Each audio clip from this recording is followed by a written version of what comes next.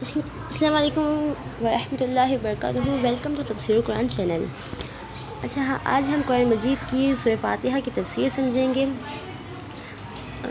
تفسیر سمجھنا اس لیے ضروری ہے کیونکہ دیکھیں قرآن مجید کی بعض آیتوں کا ترجمہ پڑھنے سے وہ ہمیں سمجھ میں آ جاتی ہیں، لیکن کچھ آیتوں کو ترجمہ پڑھنے کے باوجود بھی وہ ہمیں سمجھ نہیں آتی ہیں. وہ اس لیے کیونکہ ان کے پیچھے ان کا ایک شان نزول ہوتا ہے، ایک واقعہ ہوتا ہے. جب ہم اسے پڑھتے ہیں تو پھر وہ ہمیں اچھی طرح سے سمجھ میں آ جاتی ہیں وہ آیتیں بھی. اچھا اب چلیں ہم اپنی سورہ فاتحہ کی تفسیر سمجھنے کی طرف چلتے ہیں. سورہ فاتحہ کا تھوڑا تعارف میں آپ کو بتا چلوں.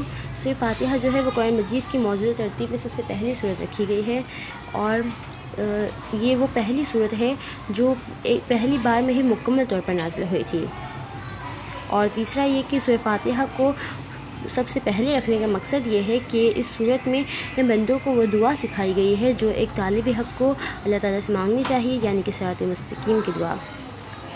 چلیں پھر سورہ فاتحہ کی تفسیر سمجھتے ہیں. سورۃ الفاتحہ مکیہ. بسم اللہ الرحمن الرحیم. اللہ کے نام سے شروع جو نہایت مہربان ہمیشہ رحم فرمانے والا ہے.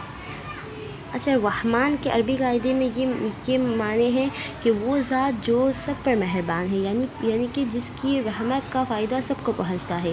اور رحیم کے معنی ہے وہ ذات جس کی رحمت بہت زیادہ وسیع ہے، یعنی کہ جس پر ہے تو مکمل طور پر ہے. اس دنیا میں ہم مومن کافر سب کو اللہ تعالیٰ کی رحمت کا فائدہ پہنچتا ہے اور سب اس سے فیضیاب ہو کر رزق پاتے ہیں. لیکن آخرت میں کافروں پر رحمت نہیں ہوگی، اور جن پر ہوگی یعنی مومنوں پر ہوگی تو مکمل طور پر ہوگی، یعنی کہ انہیں نعمت کے ساتھ کسی تکلیف کا اندیشہ نہیں ہوگا. تو رحمان کے معنی سب پر مہربان اور رحیم کے معنی بہت مہربان سے کیا گیا ہے. اس کا ترجمہ ٹھیک ہے. الحمدللہ رب العالمین. سب تعریفیں اللہ ہی کے لیے ہیں جو تمام جہانوں کی پرورش فرمانے والا ہے. دیکھیں ہم کسی عمارت کی تعریف کرتے ہیں تو وہ در حقیقت اس کے بنانے والے کی تعریف ہوتی ہے. اسی طرح ہم کائنات کی کسی بھی چیز کی تعریف کرتے ہیں تو وہ در حقیقت اللہ تعالیٰ ہی کی تعریف ہوتی ہے، کیونکہ اس کے بنانے والے اللہ تعالیٰ ہی ہیں. الرحمن الرحیم. اس کا نہایت مہربان بہت رحم فرمانے والا ہے. اچھا اس کی تفسیر اوپر بیان ہو چکی، ٹھیک ہے. مالک یوم الدین. روز جزا کا مالک ہے. اچھا روز جزا کا مطلب کیا ہے؟ روز جزا کا مطلب یہ ہے کہ وہ دن جب تمام بندوں کو ان کی دنیا میں کیے گئے اعمال کا بدلہ دیا جائے گا. یوں تو اللہ تعالیٰ ہی ہر چیز کے مالک ہیں، لیکن دنیا میں اللہ تعالیٰ نے بہت سی چیزوں پر انسان کو ظاہری طور پر مالک بنایا ہے، ٹھیک ہے، اور یہ عارضی ہے. لیکن جب روز جزا کے دن یہ عارضی ملکیت بھی ختم ہو جائیں گی اور اللہ تعالیٰ ہی ظاہری طور پر بھی ہر چیز کے مالک ہوں گے. ایاک نعبد و ایاک نستعین. اے اللہ ہم تیری ہی عبادت کرتے ہیں اور ہم تجھ ہی سے مدد چاہتے ہیں.